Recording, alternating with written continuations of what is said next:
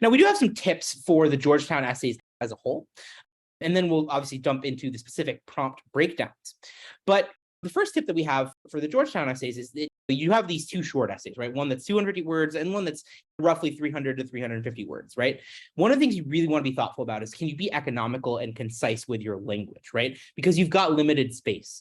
And that's a really important thing that students often don't think about. You just go in, you write your full length essay, and it's just not, you're not as economical, and so you miss out on being able to convey additional points or additional reflection, right? When you only have 250 or 350 words to work with, you have to be very thoughtful about that. And so one of the things that I like to do, one of the tricks I like to use to get that fixed or incorporate that is writing the essay or writing a draft of the essay, setting it aside for like a day or two, and then coming back. And then when you read something with fresh eyes, you can often find ways to edit your writing down to make it more concise.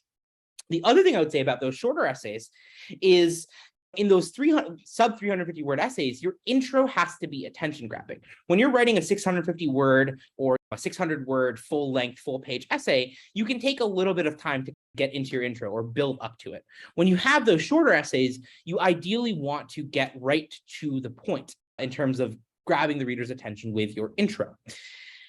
Tip number 3 is, especially because Georgetown has these like page defined, these sort of word counts defined by a page, using longer paragraphs is actually valuable. Now, you don't want to go too long. You don't want to have your entire 350 words be one paragraph, or have like 2 paragraphs for your full page essay.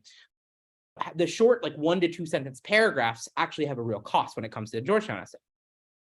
The other thing I would say is, don't sacrifice writing quality in your shorter answers. These are also being assessed for your writing ability as well. And more broadly, one of the things that Georgetown is testing, because it has such a rigorous academic curriculum that involves a lot of writing, they want to see quality writing and your personal qualities in their essays. And finally, I would say that because of Georgetown's essay structure, you want to try and provide a mix of more humanizing and personal and maybe fun content and serious material in your essays. You don't want your essays to be a chore to get through. Georgetown essays as a portfolio. All right. So with this part, I really want to hone in on tip number 5 that Vinay was talking about. And this idea of providing both some like serious content as well as some human content. And that really is what you want to do with your essays, because they're essentially your portfolio. And I highly recommend thinking about them that way. So your 4 Georgetown essays need to explore different aspects of who you are. Now, this includes your academic interests or personal interests, your motivations for applying to college or wanting to do your specific major, your personality, your values, and really there are a lot of different things, but it is pretty much a mix of kind of what makes you tick in the classroom, what are you doing outside the classroom, who are you, what's your personality.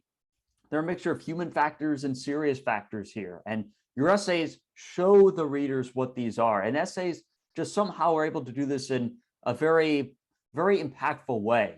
It's much more impactful than just making a bullet list and saying, I am this, I have this value. The essays really prove that.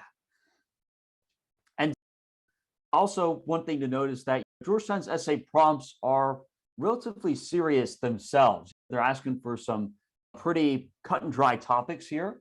And so to go back to that point about being both human and also serious, you really want to find a way to inject some personality, levity, and humanity into your essays.